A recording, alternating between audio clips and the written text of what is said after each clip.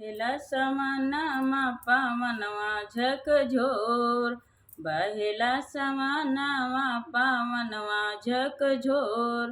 शादी कैद पापा लगनिया बड़ी जोर, बहेला समानामा पावनवा झकझोर।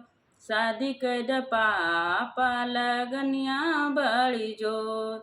घर में से पापा निकले मम्मी कर दी फोन, घर में से पापा निकले मम्मी कर दी फोन।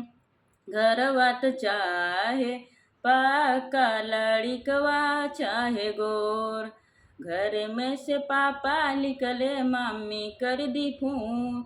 घरवा त चाहे पक्का लड़िकवा चाहे गोर, बहेला समानामा पावनवा झकझोर।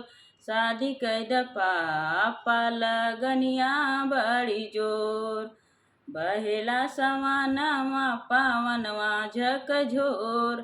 शादी कैद पापा लगनिया बड़ी जोर।